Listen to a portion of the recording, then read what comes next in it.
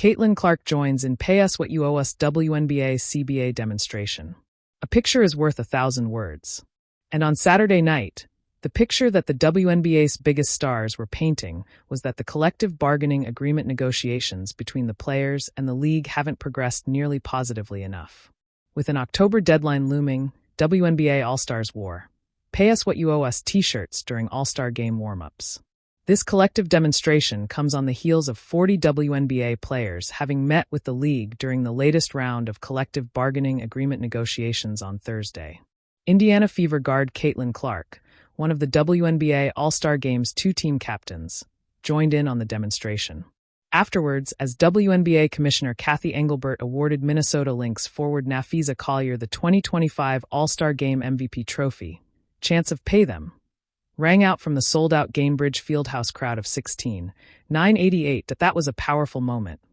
Los Angeles Sparks guard Kelsey Plum said of the crowd's support. "We didn't, at least as players, we didn't know that was going to happen. So it was a genuine surprise. Those chants tonight, those signs, it just shows that as players, we are united, but the fans are united in believing what we're seeking." Plum said the players wanted to send a clear, concise message from all of the league's most prominent players as the sports world was watching. "We wanted to do something that was united as a collective, and I thought that it's a very powerful moment and got the point across. Sometimes you don't have to say anything," Plum said. The WNBA announced a new 11-year media rights deal with Disney, Amazon Prime Video, and NBC Universal in July of 2024. The 11-year deal is valued at $2.2 billion, or $200 million annually. Future agreements with additional partners could bring the league's overall media deals closer to $3 billion. When the Indiana Fever took the court at Barclays Center for their nationally televised game against the New York Liberty, something felt different. The team stood at half-court, arms locked, heads high, not for the anthem, not for an opponent, but for themselves. Across every player's warm-up shirt, the words screamed in bold, defiant white, "Pay us what you owe us." And standing shoulder to shoulder in the center of that formation, calm and composed, was the rookie phenom many believed would never risk a step out of line, Caitlin Clark. The message before the game. For weeks, tensions had simmered across the WNBA. Negotiations for the next collective bargaining agreement, CBA, had stalled. Players were growing frustrated with wage gaps, limited travel accommodations, lack of revenue transparency, and the overwhelming demand placed on their bodies. Demands that only increased as the league's visibility surged thanks to players like Clark. Veterans had whispered about organizing something bold. Players-only Zoom calls had lit up late into the night. The slogan, "Pay us what you owe us," had first surfaced in a players' group chat, coined by a second-year guard who had just flown coach for the 5th time that month despite selling out her last home game. But nobody expected Caitlin Clark to wear it. Yet, when she entered the building, there she was, shirt on, expression set, walking with Aaliyah Boston beside her like it was just another game day. The moment that froze the arena. As tip-off neared, instead of lining up, both teams huddled at midcourt, refusing to move. The arena dimmed for the televised intros, but the lights never came back up. Fans murmured, unsure if it was a delay or a glitch. Then, Sabrina Ionescu stepped forward with a mic. So did Breanna Stewart. Aya Wilson was shown on the Jumbotron from a concurrent protest at the Aces game in Las Vegas. And then came Clark. Microphone in hand, she spoke not with fire, but with clarity. "This league gave me an opportunity to live my dream.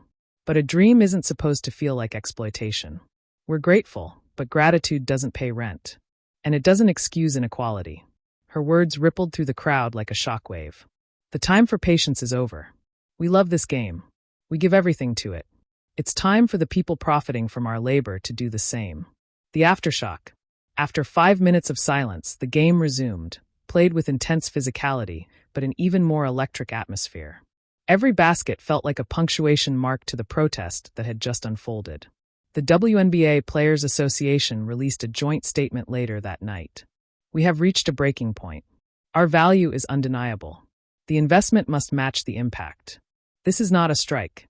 Not yet. But it is a warning." Social media exploded. The hashtag #PayUsWhatYouOweUs was trending within minutes, pushed not only by WNBA fans but by major athletes and celebrities. LeBron James. WNBA players been carrying the league, and now the league gotta carry them. Simple. Sue Bird. Proud doesn't even begin to cover it. This is what leadership looks like.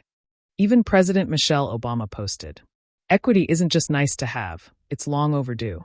I stand with these women." Caitlyn's decision to stand. For Caitlin Clark, the decision wasn't easy. Her rise to fame had been meteoric. Every move she made was dissected by media, fans, and skeptics alike. Endorsements, commercials, debates, hype, backlash. She knew what it meant to speak up. And she knew some would say she had the most to lose by rocking the boat. But Clark had seen enough, flying commercial after double overtime road trips, missing key recovery time, watching teammates who made six figures less than NBA bench players despite being global stars. In private, she'd begun asking questions. How do we grow the game if we don't protect the players? She spoke to her mentors, to her college coach, to WNBA veterans, and finally to her teammates. It was Aaliyah Boston, her closest confidant in Indiana, who looked her in the eye and said, "We need you with us. Not just your game, your voice." And so she stepped into the storm.